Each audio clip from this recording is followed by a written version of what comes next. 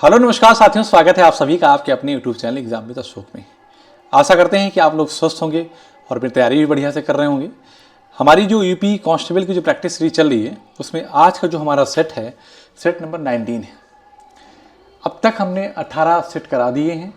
जब हमारा ये सेट कंप्लीट हो जाएगा तो आपको यहीं पर हम आपको रीजनिंग देना स्टार्ट करेंगे। ठीक है, तो शुरू करते हैं आज की क्लास का।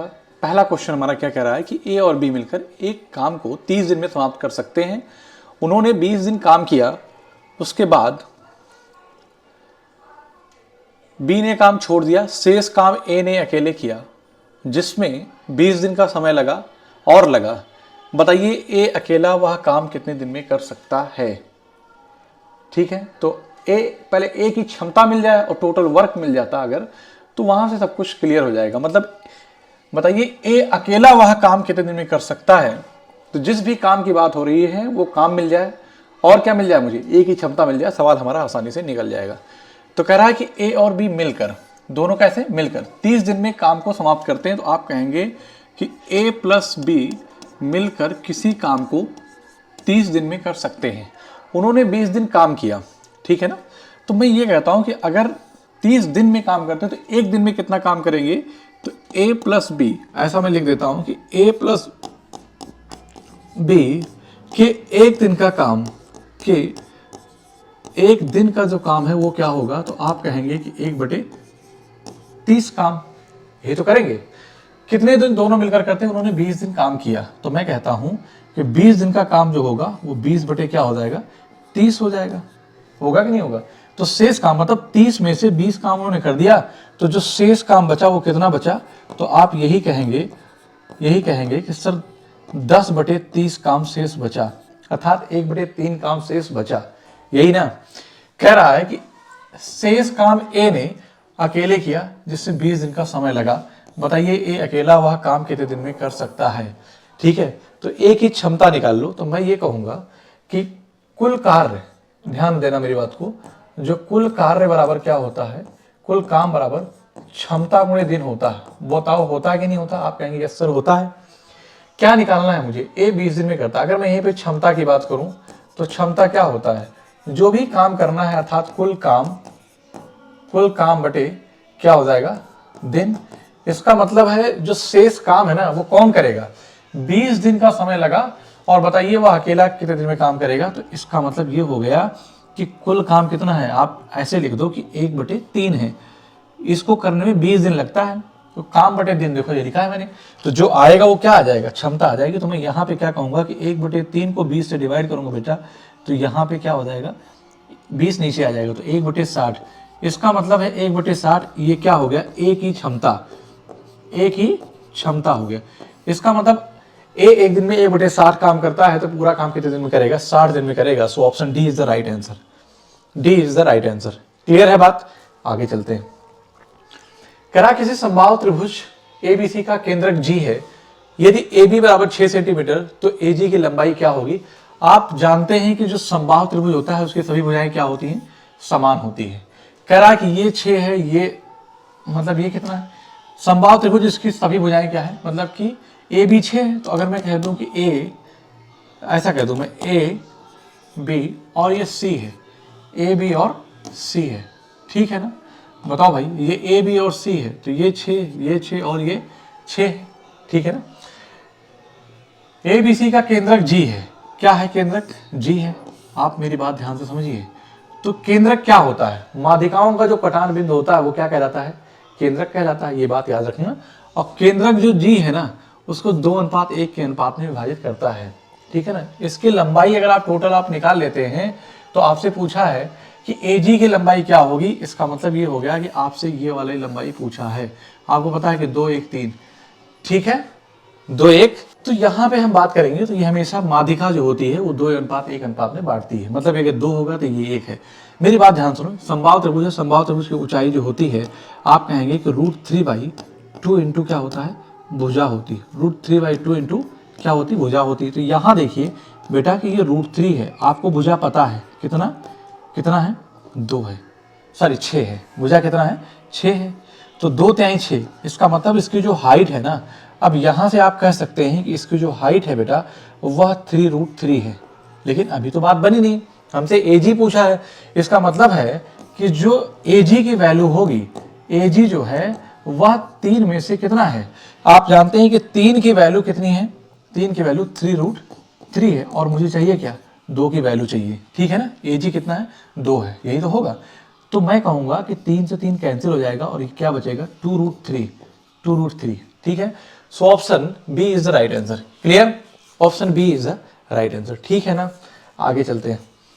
किसी व्यापारी ने अपने व्यवसायी भत्ते की दर 25% से 15% कर दी, उसे विक्रय मूल्य पे कितनी वृद्धि होगी, ठीक है ना। मान लीजिए कि किसी वस्तु का एमआरपी, बहुत आसान सवाल है।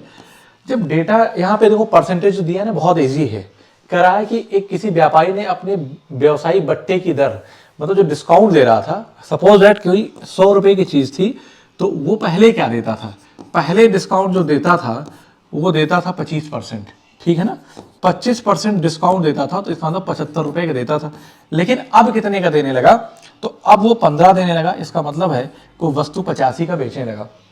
तो अब कह रहा है कि उसे विक्रय मूल्य में कितने परसेंट की वृद्धि हुई, तो 75 की कितना हो गई, 10 वृद्धि हो गई। 75 से 10 वृद्धि हो गई, परसेंट में पूछा है, तो 75 में 10 की वृद्धि हुई, तो हम कहेंगे 100 में कितना हो जाएगा, 25 या 75, 25 चौका 100, 40/3, 40/3 को कहेंगे 13 से 1/3% का क्या हुआ, वृद्धि हो गई।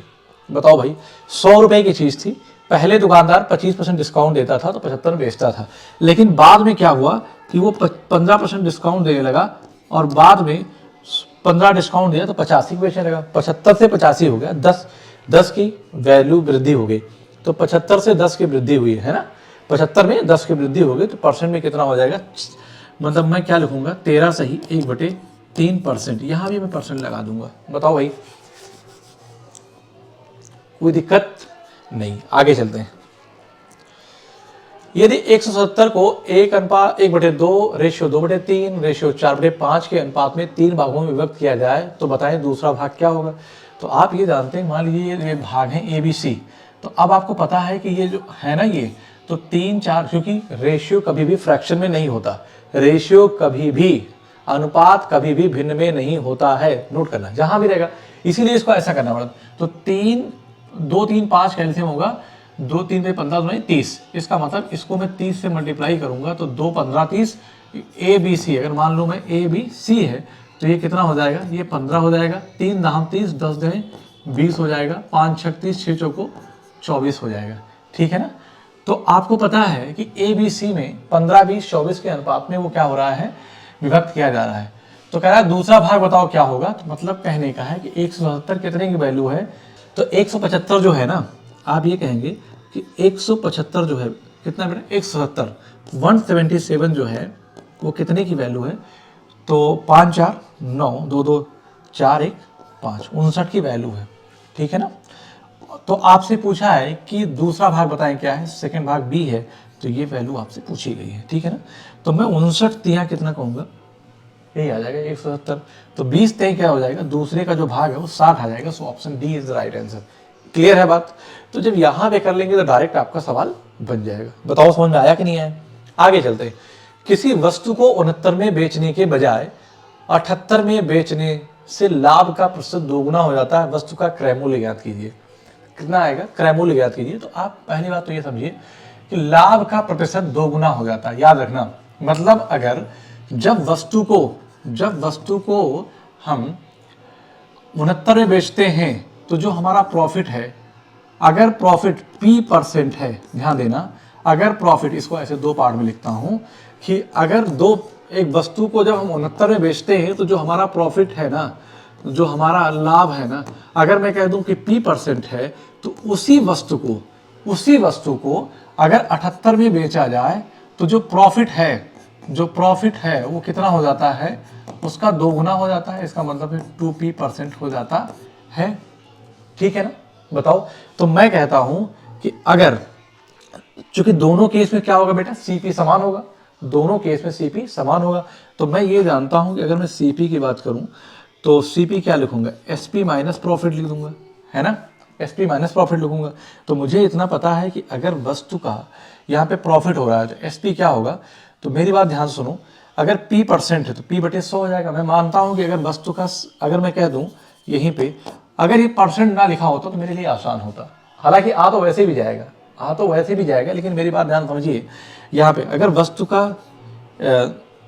ये CPX है तो X का P परसेंट, X का P परसेंट है ना, मतलब उस CP पे P परसेंट और उसी वस्तु का X का जो 2P परसेंट, 2P परसेंट मतलब 2P/100। मेरी बात ध्यान से समझना, ठीक। यहाँ से इसको कट करूँगा, ये इससे कट जाएगा तो कितना आ जाएगा, मतलब अगर यहाँ पे P1 है और ये P2 मान लिया मैंने, तो P1/P2, समझो मेरी बात को, जो P1/P2 होगा बेटा वो 2/1 हो जाएगा लाभ, ठीक है ना।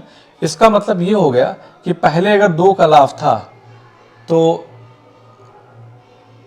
ये कितना है P1, हाँ 2P, ये इतना हो गया, तो P1/P2, ठीक है ना। तो P1/P2 अगर पहले 2 का लाभ था, लाभ की बात हो रही है, तो अभी कितना बनेगा, उससे 2 गुना होना चाहिए, ठीक है ना। कितना होना चाहिए। क्वेश्चन 5 की बात करेंगे बेटा, तो कह रहा है किसी वस्तु को 69 में बेचने के बजाय 78 में बेचने से लाभ का प्रतिशत 2 गुना हो जाता है, ठीक है। वस्तु का क्रय मूल्य बताइए क्या होगा। तो ये आप जानते हैं कि जो CP होता है, पहले फॉर्मूला देखो, CP = SP - प्रॉफिट, ठीक है ना। तो अगर मैं यहां से ये कह दूं कि पहले, क्योंकि वस्तु का जो CP होगा, मान लो मेरे पास ये पेन है, एक बार मैं इस पेन को 69 बेचा तो मुझे लाभ था, फिर इसी पेन को मैंने 78 बेचा तो लाभ जो मेरा वो 2 गुना हो गया। इसका मतलब एक ही पेन की बात हो रही है, इसका मतलब इस वस्तु का जो है ना वो CP क्या है, सेम है। तो यहां से मैं कहूंगा कि CP दोनों केस में सेम होगा, तो मैं क्या लिखूंगा, अगर SP - प्रॉफिट =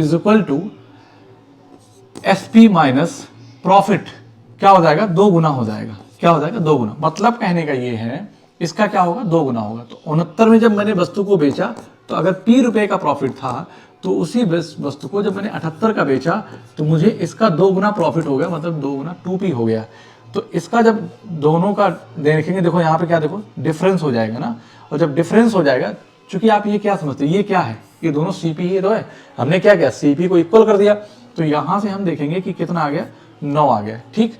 और ये क्या हो गया, ये P हो जाएगा, इन दोनों का डिफरेंस क्या हो जाएगा, P हो जाएगा। तो मतलब ये प्रॉफिट है ना, वो कितना है, वो 9 हो रहा है। तो आप चाहे जहां से निकाल लो, कैसे, जो CP निकालना है आपको, वस्तु का क्रय मूल्य क्या होगा, तो आप जानते हैं कि SP माइनस क्या होता है, प्रॉफिट होता है। तो आप 69 - 9 करेंगे तब भी 60 आएगा, तो यही 60 हमारा आंसर हो जाएगा। आपके मन में आया कि हम CP को ऐसा ना लिखकर ये वाले करेंगे कि SP - 2P करेंगे। तो वस्तु को जब 78 बेचा तो प्रॉफिट कितने का हुआ, 9 का हुआ। तो 78 - 18 करेंगे तब भी मुझे कितने मिलेगा, 60 ही मिलेगा, चाहे जहां से। So option D is the right answer. Clear है। मतलब कहने का है कि एक ही वस्तु की जब बात की जाए, अलग अलग प्राइस से बेचा जा रहा है, प्रॉफिट अलग अलग है, तो CP सेम होगा, तो CP को इक्वल कर दो। ये जो बात लिखी गई है, ये वाली, ये इतनी बात और ये दोनों बात सेम लिखी गई, मतलब ये भी CP ये भी CP। लेकिन जब 69 बेचा तो अगर P का प्रॉफिट हुआ तो 78 बेचने पर इसका 2 गुना, मतलब 2P का प्रॉफिट हुआ है। बस मैंने वैल्यू रख दिया, प्रॉफिट निकाल दिया मैंने, सेलिंग प्राइस से प्रॉफिट निकाल तो CP निकल गया था 69, यहाँ पे 60 आ गया, 78 - 18 करोगे 60 आ गया। ठीक है, बात आगे चलते हैं। राम और रहीम की आय में 10-11 का अनुपात है। राम की आय से रहीम की आय का प्रतिशत बताइए क्या है। ठीक है ना, यहां पे ध्यान दीजिए, रहीम लिखा हुआ है, क्या लिखा बेटा, रहीम नहीं रहीम लिखा जाएगा। खैर कोई बात नहीं, राम और रहीम, अच्छा रहीम ही है। राम और रहीम की आय में 10-11 का अनुपात है। अगर यहीं पे राम की बात करें और रहीम की बात करें, तो अगर इसकी 10 है तो इसकी कितना हो जाएगी, इसकी 11 हो जाएगी। ठीक है ना, राम की आय से रहीम की आय का प्रतिशत बताइए। राम की आय से, राम की आय क्या है, 10 है, और 10 में 11 कितना होगा, तो आप ये जानते हैं, परसेंट निकालेंगे, 10 धाम 100 हो जाएगा, और 11 धाम में कितना हो जाएगा, 110% हो जाएगा, 110% हो जाएगा। So option B is the right answer. Clear है, हल्का सवाल है, बस अगर नहीं समझ में आया तो फिर टाइम लगेगा, अगर समझ में आ गया तो मुझे लगता नहीं कि इसमें पेन भी चलाने की जरूरत है। ठीक है, आगे चलते हैं। गौतम 32 किलोमीटर पर आवर की चाल से 160 किलोमीटर चलता है और 40 किलोमीटर पर आवर की चाल से लौटता है। औसत चाल बताइए। जब सेम दूरी जा रहे हैं आप, जितनी दूरी, मान लीजिए कि दूरी दी है, S1 स्पीड से जा रहे हैं और S2 स्पीड से आ रहे हैं, जब दूरी कांस्टेंट हो तो जो औसत चाल होती है क्या होती है, एवरेज स्पीड। जो एवरेज स्पीड होती है उसे हम कहते हैं 2S1 H2 अपान S1 प्लस H2। ठीक है, अब यहां पे हम क्या कहेंगे कि 2 गुणे 32 है ना, 32 किलोमीटर पर आवर की चाल से 160 किलोमीटर जाता है और 40 किलोमीटर की वापस आता है। तो मतलब आपका ये S1 है, क्या है बेटा, S1 है, और ये क्या है, ये H2 है। तो 40 S1 और H2 अपान 40 प्लस क्या हो जाएगा, 32 हो जाएगा। ठीक है ना, तो आप इनको मत गुणा करो, 2 गुणे 32 और इंटू का 40 है, इसको आप करोगे तो कितना हो जाएगा, 72 हो जाएगा। ठीक, 8 9 72 और 8 चौक 32। ठीक है ना, 8 चौक 32, 4 चौक 16 दुनाई 32, मतलब 320 आ जाएगा। कितना हो जाएगा, 320 बटे 9 लिखा है, 320 बटे 9 लिखा, अगर 10 लिखा होता तो 32 आ जाता, कम लिखा है इसे 32 से ज्यादा आंसर आएगा जस्ट, और 32 से ज्यादा आंसर आएगा, पॉइंट में आएगा, so option D is the right answer. ठीक है ना, अरे भाई अगर ये 10 होता तो 32 आ जाता, ये 10 से कम है तो ये बड़ा बनेगा, 32 से जस्ट बड़ा आंसर आएगा, और आपको पता है कि जो भी आंसर आएगा पॉइंट में आएगा, तो 35.55। ये अप्रोच आपको सीखने की जरूरत है। अब ऐसा ना करो कि इसको भाग देना शुरू कर दो, बात समझ में आई कि नहीं आई, पेपर में यही सारी चीजें आपको करनी है, एक एक मिनट आपको बचाना है, लेकिन आप जो पहले से प्रैक्टिस किए रहोगे तो ऑटोमेटिक कर लोगे। ये किसी एक बार में करने से नहीं आता, चीजों को बार बार आप करते रहोगे तो ये आपकी आदत पड़ जाएगी। ठीक है ना, चलो, एक व्यापारी अपने माल पर इतना मूल्य अंकित करता है कि 10% छूट देने के बाद भी उसे 15% का लाभ प्राप्त होता है। यदि किसी वस्तु की लागत उसे 720 पड़ती है, मतलब कि लागत मतलब कहने सीपी, तो उसका अंकित मूल्य क्या होगा, तो हम ये कहेंगे कि आपको पता है कि सीपी अपान एमआरपी क्या होता है, फॉर्मूला आप कहेंगे सर 100 माइनस डिस्काउंट कोई परसेंट में अपान 100 प्लस प्रॉफिट। बताओ भाई कोई दिक्कत, कहेंगे नहीं सर।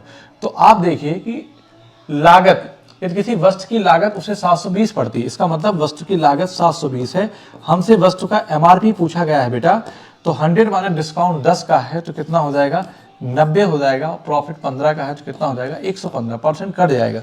ठीक है ना, ये जीरो कटेगा, 9 8 72, कितना हो जाएगा, 9 8 72। तो जब वस्तु की एमआरपी निकालूंगा तो ये क्रॉस मल्टीप्लाई हो जाएगा, तो 15 8 120 मतलब कि 920 हो जाएगा। कितना हो जाएगा, वस्तु की जो एमआरपी होगी 920 होगी। So option A is the right answer. ठीक है बात, बताओ भाई, ये तो बन गया फार्मूले से, आपको याद भी होगा और आप डायरेक्ट भी सीधे कर सकते हैं।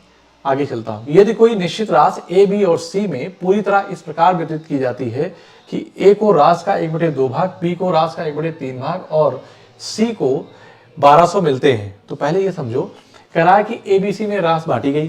ठीक, इस प्रकार वितरित की जाती है कि ए को राशि का 1/2 भाग, राशि कितनी है, 2 है, 2 में से 1, फिर कह रहा है राशि का 3, इसका मतलब ये मुझे बराबर करना पड़ेगा, यहाँ राशि 2 है, यहाँ 3 है, तो मुझे 3 से ऊपर नीचे गुणा, यहाँ करेंगे 3 से, और यहाँ पे मैं 2 से ऊपर नीचे गुणा करूंगा, तो मैं कह सकता हूं कि टोटल जो राशि है वो कितनी है, 6, यहाँ भी कितनी, 6।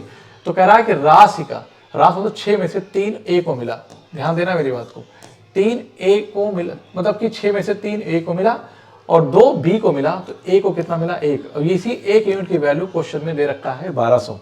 कितना दे रखा है, 1200 दिया है। आपसे पूछा है कि ए को कितना मिलेगा, तो आपको पता है कि 3 का मल्टीपल होगा, जो या तो ये हो सकता है ना तो ये हो सकता है, तो यहीं पे हम 1200 से गुणा करेंगे, तो इसको मैं गुणा कर दूंगा किससे, 1200 से, तो कितना आ जाएगा, 3600 आ जाएगा। बताओ भाई ठीक है ना, so option C is the right answer. Clear है बात, आगे चलते हैं। किसी वस्तु का बिक्री मूल्य उसके लागत मूल्य का 8/5 है। ठीक है ना, किसी वस्तु का बिक्री मूल्य मतलब कोई वस्तु है, उसका जो सेलिंग प्राइस है उसके लागत मूल्य का 8/5 है, मतलब सीपी का 8/5 है। ठीक, तो लाभ प्रतिशत कितना होगा, तो एसपी अपान जब सीपी की बात करूंगा तो हमारा हो जाएगा 8/5, मतलब 5 रुपए की चीज 8 रुपए में क्या की जा रही है, बेची जा रही है, तो 5 पे प्रॉफिट कितने का हो रहा है, तो आप कहेंगे सर 3 का प्रॉफिट हो रहा है। परसेंट निकालेंगे तो 5 20 100 और 20 तय कितना हो जाएगा, 60% आ जाएगा। बताओ भाई किसी बच्चे को दिक्कत है क्या, बताओ, 60% हो जाएगा। So option C is the right answer. Clear, यहां तक ठीक है, आगे चलता हूं। कहा कि यदि मनोज का वेतन सुभाष के वेतन से 40% कम है, तो सुभाष का वेतन मनोज के वेतन से कितना % अधिक है। अरे भाई ऐसे समझो, मनोज लिखा हुआ है, कौन है, मनोज है, और कौन है, सुभाष है। मनोज और सुभाष है। कह रहा है मनोज का वेतन सुभाष के वेतन से 40% कम है ना। अगर इसका 100 है तो 40 कम है, इसका मतलब है कि ये कितना 60 है। परसेंट में है, रेशियो लेंगे तो मैं ये कहूंगा कि 20 23 60 और 20 पंचे 100 सुभाष के वेतन से। कह रहा सुभाष का वेतन मनोज के वेतन से कितना % अधिक है।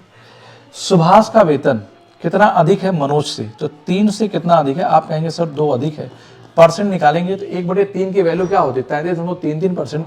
तो 2 की वैल्यू क्या होता है कि 66 सही 2/3 नहीं होगा बेटा, 5 कहां से आ जाएगा। तो सुभाष का वेतन मनोज के वेतन से 3 से कितना अधिक होगा, तो आप कहेंगे 66 सही 2/3, 5 नहीं होगा, यहाँ पे 3 हो जाएगा बेटा। यहाँ पे कितना हो जाएगा 66 सही 2/3% आ जाएगा। बताओ ठीक है ना। मतलब कहने का ये है कि अगर इसी को परसेंट में को फ्रैक्शन में तोड़ना चाहो तो 20 गुना 40 20 पंचे 100। इसका मतलब है कि मनोज को M और सुभाष को S से लिख दिया। तो सुभाष के वेतन से, सुभाष का वेतन 5 है तो 2 कम है, इसका मतलब मनोज का वेतन 3 है। ठीक है, सुभाष का वेतन मनोज के वेतन से कितना % अधिक है, तो 2 अधिक है। परसेंट में निकालने के लिए क्या करेंगे 100 से, तो वही आपका 66 से 2/3% आ जाएगा। आप चाहे ऐसे करो, चाहे डेटा आसान है। ठीक है, वैसे भी पुलिस में बहुत हार्ड डेटा है, 1-2 क्वेश्चन आते हैं, लेकिन आप प्रैक्टिस देखिएगा, सारी प्रैक्टिस देख लीजिएगा। मैं कहता हूँ एक भी आपसे सवाल गलत नहीं होगा। ठीक है, 80 किलोमीटर/आवर की गति से चल रही यात्री गाड़ी मालगाड़ी के स्टेशन छोड़ने के 6 घंटे बाद रेलवे स्टेशन छोड़ती है। ठीक है ना, जैसे कहने का मतलब है कि एक यात्री गाड़ी है, ध्यान देना क्या है, एक यात्री गाड़ी है जिसकी स्पीड है 80 किलोमीटर/आवर। ठीक है ना, और एक क्या है, एक मालगाड़ी है। ठीक है ना, तो उसकी चाल नहीं पता है क्या है, मुझे पता करना है। तो ऑप्शन से ही सवाल डायरेक्ट बन जाए। कैसे कि मालगाड़ी के स्टेशन छोड़ने के बाद 6 घंटे बाद, मैं कहता हूं कि अगर मालगाड़ी, मैं ये कहता हूं बेटा कि अगर मालगाड़ी है, ये क्या है, ये मालगाड़ी है, और इसके छूटने के 6 घंटे बाद कौन चली, आपकी यात्री गाड़ी चली। इसका मतलब है कि 8 मतलब कि 6 घंटे बाद, 6 घंटे बाद रेलवे स्टेशन छोड़ती है। ठीक है ना, मतलब कहने का है कि 6 घंटे में, मैं ये कह सकता हूं कि 6 घंटे में इनकेस अगर ये यहां कहीं पहुंच गई, तो मालगाड़ी यहां के बजाय कहां पहुंच गई, यहां पे। कह रहा है कि और 4 घंटे में उससे आगे निकल जाती है, तो मालगाड़ी की गति बताइए। मतलब कहने का है कि 6 घंटे ये चली, ठीक, 6 घंटे बाद चली है, तो जब अगला 4 घंटा होगा, अगला 4 घंटा प्लस का 4 घंटे जो होगा वो क्या हो जाएगा, इसको पीछे छोड़ देगा। अब आगे आ जाएगी कौन सी, आपकी मालगाड़ी आगे आ जाएगी, मालगाड़ी आपकी आगे आ जाएगी, और जो यात्री गाड़ी है, सॉरी यात्री गाड़ी आगे आ जाएगी, मालगाड़ी क्या होगा, पीछे आ जाएगी। ठीक है, आप मुझे बताइए कि जब यहां से यहां तक चलेंगे तो 10 घंटे कौन चलेगा, जरा बताओ। तो इसका मतलब ये है कि जब पीछे करेगी तब तक वो 10 घंटे चल चुकी होगी। कौन, ये वाली। ठीक है ना, क्योंकि उसने क्या कहा कि 4 घंटे में उससे आगे निकल जाती है।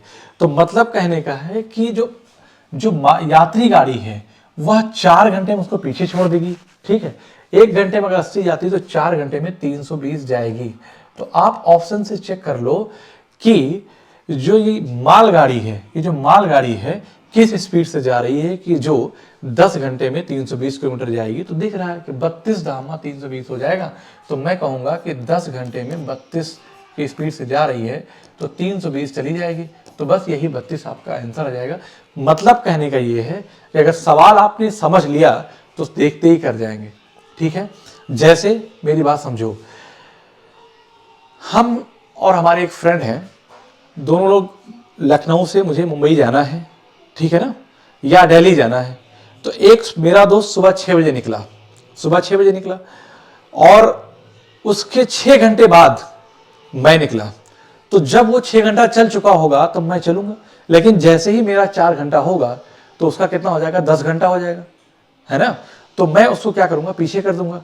इसका मतलब जितनी दूरी मैंने 4 घंटे में तय की उतनी ही दूरी वो 10 घंटे में तय कर रहा है। ठीक है, तो मैं यहां पे ये कहूंगा कि 380 की स्पीड से 4 घंटे में 320 जाता है, तो उस मालगाड़ी की गति क्या होगी कि जो 10 घंटे में 320 जाएगा, है ना, 10 घंटे में 320 जाएगा, तो हम यहाँ से भी कह सकते हैं कि उसकी चाल 32 किलोमीटर पर आवर है। मतलब मुझे ये नहीं लगता कि अगर सवाल आपको समझ में आएगा, ये सब लिखने की जरूरत ही नहीं, पेन तक नहीं चलाना था। ठीक है, आगे चलता हूँ, पेन तक नहीं चलाना था, अगर समझ में आया है तो। करा कि 4000 पर 18 माह में 12% वार्षिक ब्याज की दर से कितना साधारण ब्याज प्राप्त होगा। 12% साधारण ब्याज की दर से, मतलब कि 12 मंथ का अगर 12% है, ठीक है ना, तो मतलब कहने का है कि 18 मंथ में कितना हो जाएगा, 18% आ जाएगा। आप कहेंगे इससे कोई दिक्कत नहीं है, ठीक है ना। तो मेरी बात ध्यान समझिए, या मैं ऐसा कह दूं, इसको 12 से डिवाइड कर दूं, ठीक है ना, तो ये क्या हो जाएगा, 6 त्रिक 18 और 6 दुनाई 12, तो मतलब कहने का 2 सही 1/3 ईयर आ जाएगा, 2 सही 1/3 ईयर आ जाएगा, बदल दिया मैंने। तो मेरी बात ध्यान समझिएगा कि अगर 12 महीने में 12%, तो 6 महीने में कितना हो जाएगा, 6% हो जाएगा। लेकिन हम ईयरली लेते हैं, तो मैं ये कहूंगा कि आप ये कह सकते हो कि सिंपल साधारण ब्याज कितना होगा, तो सिंपल इंटरेस्ट इक्वल टू क्या होता है बेटा, रेट इंटू टाइम होता है। क्या होता है, रेट इंटू टाइम होता है। तो आप देखिए रेट कितना है, आप कहेंगे सर रेट 12% है, ठीक है ना, और टाइम कितना है, तो 3 गुना 6 7/3, तो 7 बटे कितना है, 3 है, तो 3 चौक 12, तो 4 सते 28, कितना हो जाएगा, 28% हो जाएगा। इसका मतलब है कि जो सिंपल इंटरेस्ट मिलेगा वह 4000 का क्या मिल जाएगा, 28% मिल जाएगा। आप कहेंगे यस सर, 2 जीरो यहाँ से कटेगा, और 28 गुना 56 गुना 112 होता है, कितना होता है, 56 गुना 112 होता है, तो 28 गुना 56 गुना 112, ठीक है, 2 तिहाई 6, एक 7/3, 7/3 है ना, तो 3 चौक 12, 4 से 28%। कहने का मतलब ये है कि ओवरऑल मिला के 12 से 18% मिलेगा भाई, 28% थोड़ी मिलेगा। ये कहां से हो गया, ओहो यही तो गड़बड़ हो गया ना। देखो 6 तो नहीं 12, 6 त्रिक 18, तो 2 1 सही 1/3 ईयर होगा बेटा, 1 सही 1/2 ईयर आ जाएगा, ठीक है ना। यहां पे थोड़ा सा मिस्टेक हुई है, चलो मैं इसको सही कर देता हूं, ठीक है ना, इसको मैं सही कर देता हूं।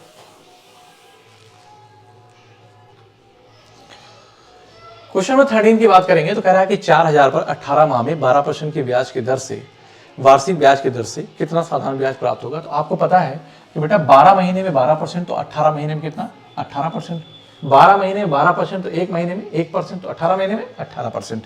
इसका मतलब ये है कि हमें सिंपल इंटरेस्ट निकालना है, तो हम यहाँ पे ये कहेंगे कि 4000 रुपये था, 4000 रुपये है, ठीक है ना, प्रिंसिपल रेट क्या हो जाएगा, आप कहेंगे सर 12% है, ठीक है ना। जो टाइम होगा वो 18 माह को मैं 12 से डिवाइड कर दूंगा, चलो ठीक है, मैंने 18 से इसको लिख के 12 से डिवाइड कर दिया, ठीक है ना, और उसके बाद 100 नीचे कर दिया, PRT, टी जो है ना 18/12 किया, क्योंकि जो हमारा रेट है ना एनुअली है, तो यहाँ से 2 जीरो कटेगा, ठीक, और ये 12 से 12 कटेगा, तो 18 चौक 72, इसका मतलब है कितना आ जाएगा, 720 रुपये आ जाएगा।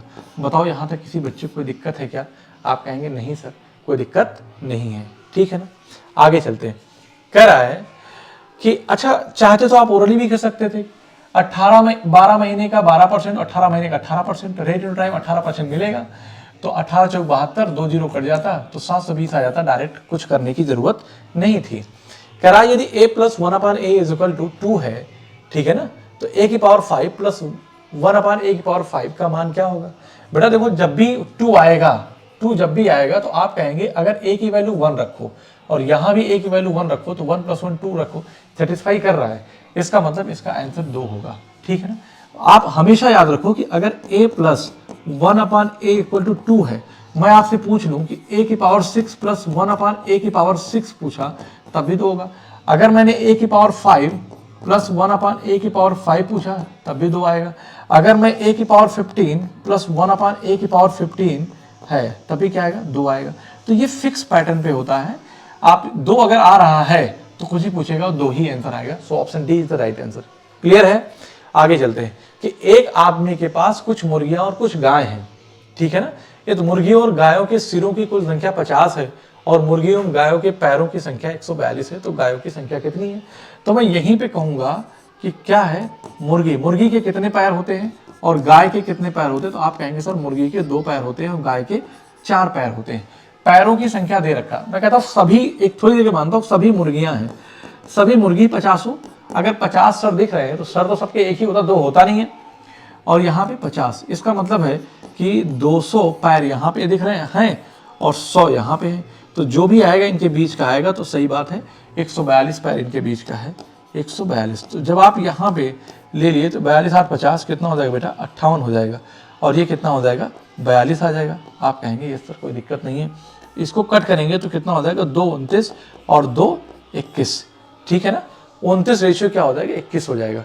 तो आपसे पूछा है कि गायों की संख्या कितनी होगी, इसका मतलब है कि 29 और 21 की वैल्यू क्या हो जाएगी, 50, 50 की वैल्यू 50 है, इसका मतलब एक यूनिट की वैल्यू जो है ना वो 1 है, एक यूनिट की वैल्यू 1 है, तो गाय की यूनिट क्या है, 21 है, तो 21 यूनिट की वैल्यू क्या आ जाएगी, 21 आ जाएगी। So option A is the right answer, ठीक है, ए इज द राइट आंसर। आगे चलो, ऐसे सवाल जब भी आते हैं, खास करके आपकी पुलिस में आई हुई एसएससी का एग्जाम की बात मैं नहीं कर रहा हूं, तो यहाँ पे आंसर बहुत छोटा आता है, याद रखना, सब कट जाता है, मोस्टली आप देखना सब कट जाता है सिंप्लीफिकेशन में।